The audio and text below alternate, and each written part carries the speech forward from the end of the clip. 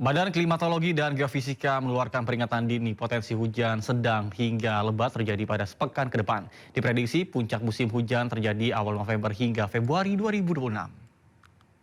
Sesuai dengan prediksi sebelumnya yang disampaikan BMKG di bulan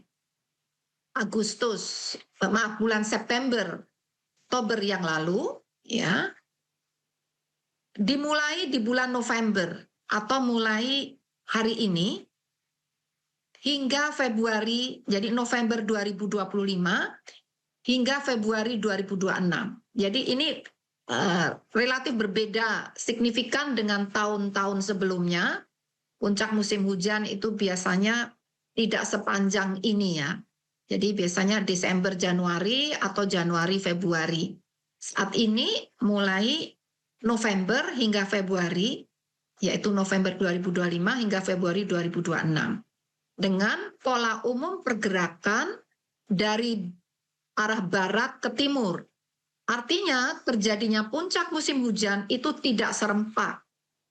Di bulan November diawali, puncak musim hujan ini diawali untuk wilayah Indonesia bagian barat, itu November-Desember, dan berkembang selanjutnya Indonesia Tengah hingga Timur, itu di bulan Januari-Februari.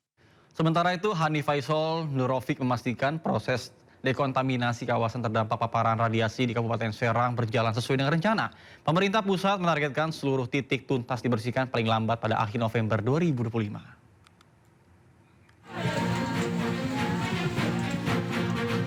5 titik dari total 12 titik area terkontaminasi cesium 137 yang berada di luar kawasan industri modern Cikande, Kabupaten Serang, Banten telah selesai didekontaminasi. Hal ini disampaikan Menteri Lingkungan Hidup Hani Faisal Nurofiq usai mengunjungi warga di area relokasi bersama sejumlah petugas dari Badan Pengawas Tenaga Nuklir dan Badan Riset dan Inovasi Nasional di Cikande, Kabupaten Serang, Banten. Menurut Hanif, 5 titik lainnya masih menunggu proses penyementasian, sementara 2 lokasi tersisa menanti rekomendasi dari Badan Pengawas Tenaga Nuklir sebelum dilakukan pemagaran dan penyemenan. Sementara terkait kondisi warga yang sempat terpapar, Hanif memastikan sebagian besar sudah pulih dari kontaminasi radiasi. Sedangkan 22 perusahaan yang sebelumnya terindikasi terpapar radiasi telah dinyatakan bersih. Sama Ibu Bupati memastikan teman-teman kita yang direlokasi sementara dalam keadaan sehat, dan kami sedang mengupayakan bersama tim Satgas untuk segera memberesin dekontaminasi dari 12 titik dari seleknya, maka telah selesai 5 lokasi. Kemudian 5 lokasi lagi sedang menunggu di semen, sehingga masih tinggal 2. Yang 2 kita sedang nunggu desain dari Bapeten untuk dipagar, yang satunya sedang dikerjakan. Nah, kami minta batas waktu paling tidak ya sampai akhir November ini selesai, sehingga sudah tidak ada lagi yang perlu dikhawatirkan masyarakat. Berapa totalnya Pak terkait hewan itu? Hewan nanti akan ditangani oleh Pak Bupati, Ibu Bupati. Jadi semua hewan yang di sana yang diproyeksikan oleh tim ahli itu terpapar, maka kita akan ambil untuk dimusnahkan.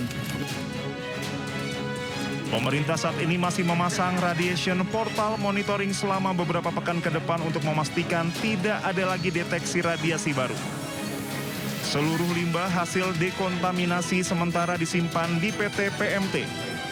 Tim Bareskrim Polri tengah menelusuri sumber paparan radiasi yang diperkirakan berasal dari 2 jalur, yakni impor scrap logam dan sumber domestik. Dari Serang, Banten, Maesa Apriandi, iNews melaporkan. Informasi lainnya pemirsa, warga dihebohkan dengan penemuan seekor buaya raksasa seberat 1 ton di pinggir anak sungai dekat pemukiman di Kabupaten Indragiri Hilir, Riau. Warga beramai-ramai menangkap buaya raksasa tersebut.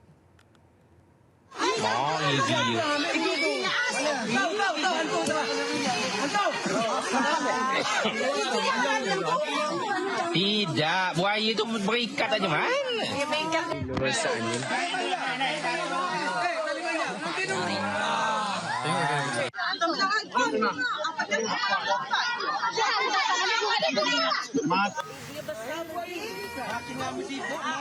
Warga digegerkan dengan penemuan seekor buaya raksasa sepanjang 7 meter di Desa Sungai Undan, Kecamatan Rete, Kabupaten Indragiri Hilir.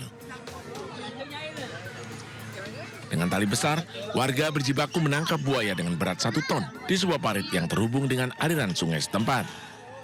Penangkapan buaya ini pun menjadi tontonan warga. Setelah mendapat laporan dari masyarakat, polisi bersama aparat damkar mengevakuasi buaya ke kota Tembilahan.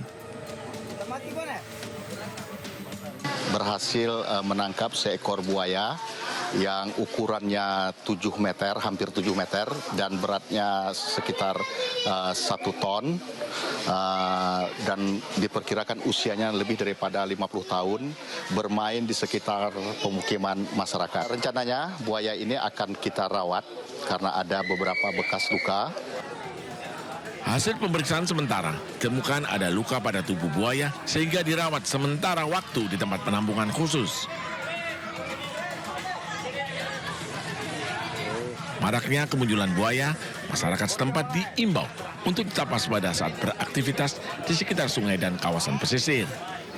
Dari Kabupaten Indragiri Hilir Riau, Diki Kurniawan, iNews melaporkan.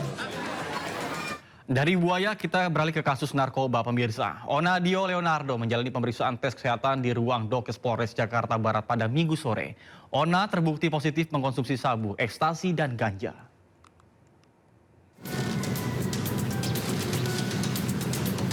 Dengan pengawalan polisi dan tangan terborgol, artis Onadio Leonardo menuju ruang Dokes Polres Jakarta Barat.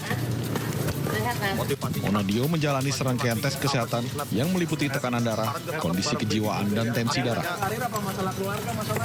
Onat dinyatakan sehat dan terbukti positif mengkonsumsi sabu, ekstasi, dan ganja. Usai menjalani tes kesehatan, Onadio kembali menjalani pemeriksaan di ruang Satres Narkoba Polres Jakarta Barat. Tes cek urin sudah kita laksanakan pada hari Kamis siang di tanggal 30 dengan hasil cek urin yang bersangkutan positif mengandung narkotika. Positifnya narkoba apa? Ya. Jenis apa? Untuk amfetamin, metafetamin, dan THC. Dalam kasus ini, polisi menangkap 3 orang yakni Onadio Leonardo, istrinya Baby Priscilla, dan RK. Hanya Onat, Leonardo, dan RK yang positif narkoba. Sedangkan Baby Priscilla dipulangkan karena tak terbukti menggunakan narkoba. Bencana tanah longsor dan pergerakan tanah mengintai warga Kecamatan Bancak, Kabupaten Semarang, Jawa Tengah. Kondisi ini diperparah akibat hujan deras dan cuaca ekstrim yang terjadi dalam beberapa waktu terakhir.